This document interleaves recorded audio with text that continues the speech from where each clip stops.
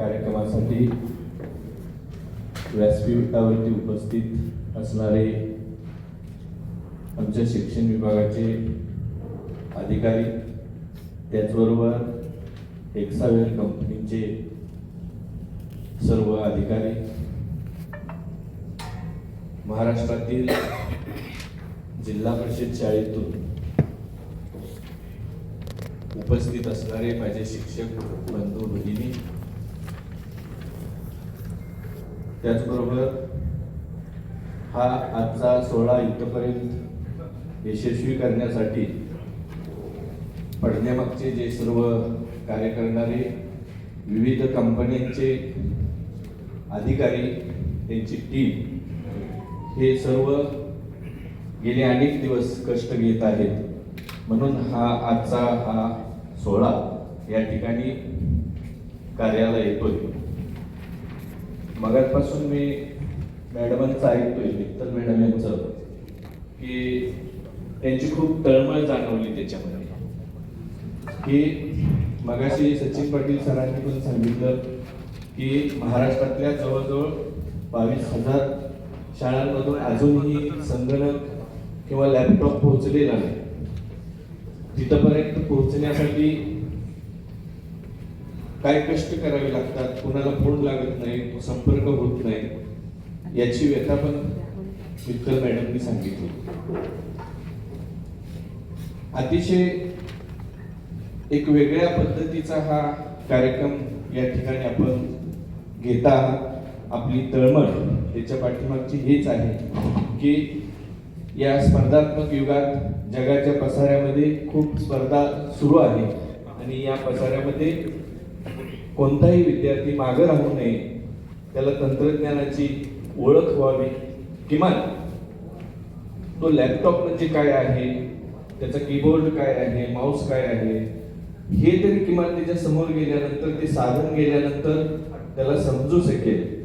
आणि मगाशी मित्तल मॅडमनी सांगितलं की काही शिक्षकांनी विनंती केली, रिक्वेस्ट केली, अतिशय बरोबर आहे ती, की एका शाळेला ज्यादा लॅपटॉप देण्याऐवजी ते लॅपटॉप प्रत्येक जिल्हा परिषदेच्या, विशेष करून जिल्हा परिषदेच्या शाळेत पोहोचले पाहिजे. कारण आज आमच्या समोर जे विद्यार्थी बसत आहेत ते सरांना माहिती आहे की अतिशय गोर गरीब परिस्थितीतले विद्यार्थी बहुतांश तिथं असतात आणि अशा विद्यार्थ्यांना अशा साधनांची ओळख होणेही गरजेचं आहे. आणि या प्रत्येक गोष्टीसाठी जिल्हा परिषदेचे शिक्षक अतिशय मनोभावे काम करतात आणि आपण सर्व टीम या सगळ्या गोष्टीमध्ये काम करत आहात. तर मंगेश पाडगावकरांची कविता आहे की काळोखात जेव्हा काही दिसत नसतं, काळोखात जेव्हा काही दिसत नसतं, तुमच्यासाठी कोणीतरी दिवा घेऊन उभा असतं. काळोखात उडायचं की प्रकाशात ओढायचं, तुम्हीच ठरवा, सांगा कसं जगायचं, कणत कणत की गाणं म्हणत.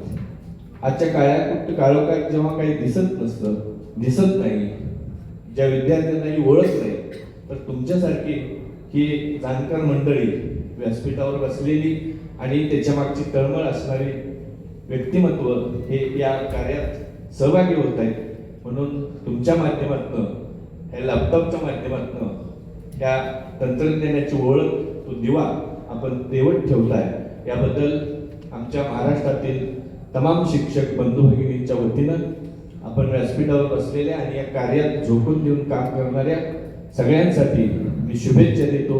आणि आपल्या हातून हे असंच आमच्या गोरगरीब जिल्हा परिषदेच्या विद्यार्थ्यांसाठी हे कार्य घडावं अशा मी शुभेच्छा देतो. परमेश्वरचरणी प्रार्थना करतो आणि थांबतो.